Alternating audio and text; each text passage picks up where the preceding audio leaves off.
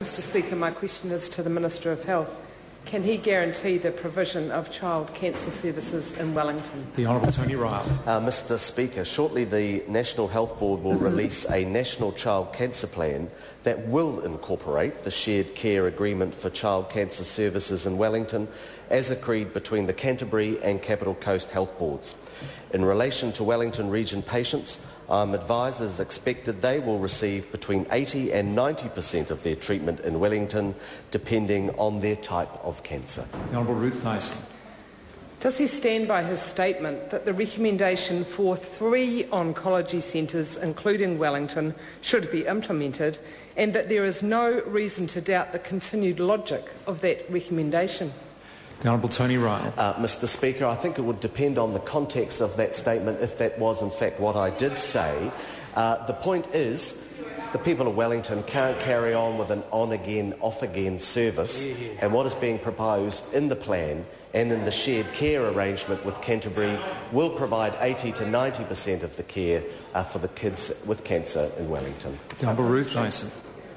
Has he renewed his call for the Health Select Committee to conduct an urgent inquiry into the provision of child cancer services in Wellington, as he screeched for in 2007? The Honourable Tony Ryle. Mr Speaker, I did more than a select committee inquiry. I've had a committee of some of the best officials in cancer services in New Zealand looking at the issue, and that is why we have come up with both the shared care plan between Christchurch and Canterbury and the new national service plan. That is far more certainty and progress than that party opposite ever achieved. The Honourable Ruth Dyson.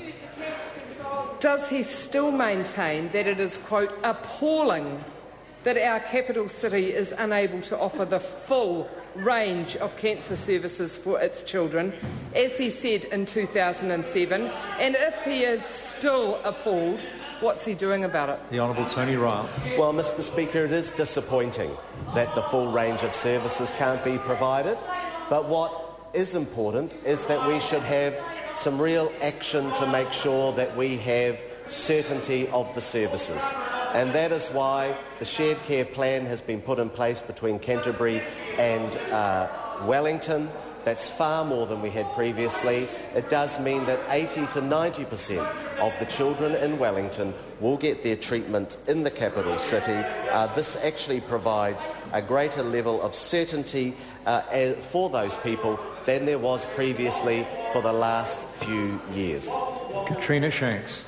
Thank you, Mr Speaker. To the Minister, what does he say to the parents of children with cancer who have been told capital child cancer care is in doubt again? The Honourable Tony Ryle. Mr Speaker, I can tell those members that those parents that those reports are incorrect, that the agreement reached between Capital Coast and Canterbury DHB, which was announced in September, has not changed. A national plan for child services will be released, which includes the shared care agreement between Capital Coast and Canterbury. It's expected that 80 to 90% of cancer treatment for children in the Wellington region will happen in Wellington, depending on the cancer. We all know this is an incredibly tough time for the parents and families, but I'm confident that this gives certainty of services in the future as close as possible to home. Honourable Ruth Dyson. Will he now show those parents some compassion and change his mind about refusing to meet with them, front up and explain the situation directly to them? The Honourable Tony Ryle. I have actually met those parents from the cancer group earlier on, and I'm very happy to meet with them now that the plan has been put in place. The member says they asked me 3 years ago.